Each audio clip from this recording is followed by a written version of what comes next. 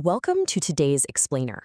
We are setting off on a pretty fascinating journey through the complex and constantly shifting history of global development policy. We're going to look at how nations and global organizations have tried to solve poverty and inequality over the decades, specifically by looking at how they've understood the role of gender. Now, this matters to us all today because, we constantly see billions of dollars deployed in foreign aid and development, and we're always left wondering why so many of those well-intentioned plans actually fail to eradicate poverty. As we'll see, the answer is a story of incredible progress for sure, but also one of unintended consequences and some profound structural challenges. So let's get right to it. Okay, let's dive into this. It's a very common assumption to make, right? If you simply inject money into a society or give a vulnerable person a job, they are going to automatically become empowered and equal. While development is rarely that simple, we're about to explore a historical timeline showing exactly why simply adding money to a society doesn't automatically empower its most vulnerable members. Economic growth, as it turns out, just does not always equate to social liberation. Section 1, the development illusion. To understand where we are today, we really first have to rewind to the post-colonial era of the 1950s. This was a time when newly independent nations in the global south, alongside Northern aid organizations, were taking their very first big swings at tackling poverty and social inequality. The dominant strategy of the 50s and 60s viewed women essentially as an isolated economic problem. The theory was, hey, if you just provide women with basic jobs and a basic income, social equality will naturally just fall into place. They assumed financial independence alone was the magic cure for historical social subordination. But, as you can probably guess, this narrow economic lens completely missed the larger picture of what was actually keeping people trapped in poverty. This massive oversight became glaringly obvious by the 1990s, highlighted by a staggering statistic presented at the UN.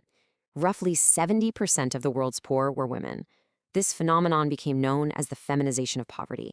It forced researchers to realize that poverty isn't just about a lack of cash in your pocket.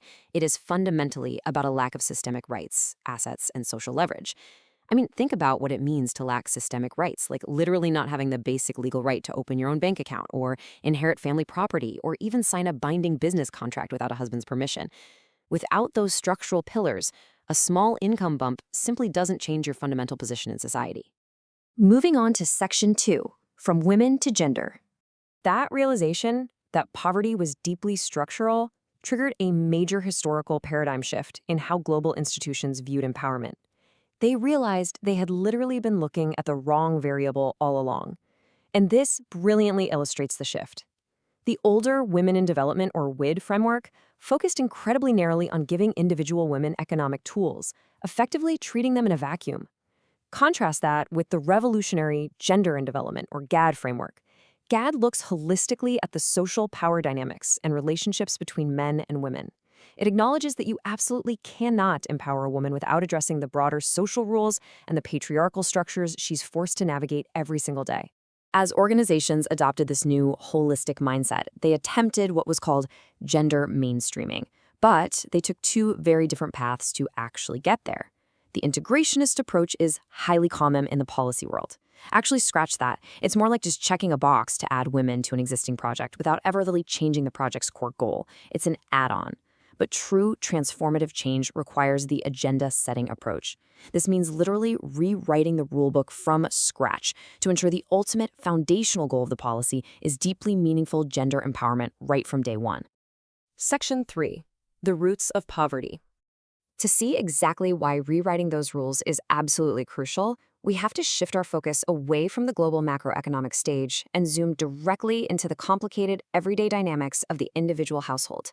Now, what's really interesting about this slide is the massive gut punch reality check it gives us. Globally, women own only 15% of the land.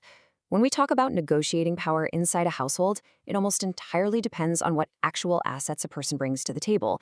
And overwhelmingly, women are starting at a severe disadvantage. Scholar Bina Agarwal dug deep into this exact household dynamic and found that a woman's power to negotiate in the home relies on a broad web of structural endowments. Just notice how few of these pillars are actually about basic income. Ownership of land, progressive state policies, strong community support, progressive social norms, these are the actual roots of bargaining power. A woman's ability to truly thrive and have an equal voice depends heavily on this vast social ecosystem, not just her daily subsistence. Which brings us to Section 4, the masculinity factor. So there's a critical complication that those early 1950s development models completely ignored: the social conditioning, the reactions, and the deeply ingrained roles of men. Ignoring male behavior and conditioning had devastating global consequences. To put that into perspective, during the height of the HIV/AIDS epidemic in sub-Saharan Africa, researchers found that out of 10 million infected youth aged 15 to 24, an overwhelming 75% were female. Because early interventions completely ignored unequal sexual power dynamics and male behavioral norms, incredibly vulnerable women were just left without the social agency to protect their own health. We also saw severe economic tensions arise when male expectations weren't addressed. Back in the 1990s, neoliberal economic shifts caused massive changes in the global labor market. While formal employment dried up for a lot of men, poorer women were increasingly pushed into precarious, informal labor. Think unregulated piece rate work, street vending, domestic labor, literally just to help their families survive. But because social norms hadn't changed at all, unemployed men suddenly felt their traditional status as the central patriarchal breadwinner was totally threatened. This dynamic led to severe social friction, household instability, and often a direct, serious backlash against women's economic participation. Finally, Section 5, the microcredit dilemma. This brings us to the climax of our explainer. We're going to analyze one of the most famous, most widely celebrated, yet fundamentally flawed modern solutions to global poverty: microcredit.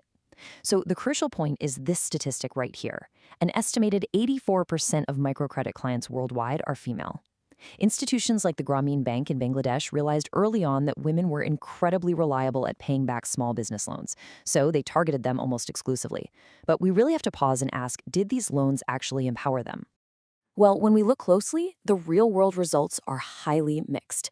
Conditional cash transfers, for instance, aim to improve child health and school attendance, which sounds great, but they heavily rely on female altruism, ultimately forcing mothers to take on massive amounts of unpaid community labor just to meet the loan conditions. And with microfinance, the well-intended goal is to fund female startups, but the reality on the ground is that husbands often seize control of the funds for their own ventures, completely leaving the women to shoulder the anxiety, the risk, and the entire burden of repayment.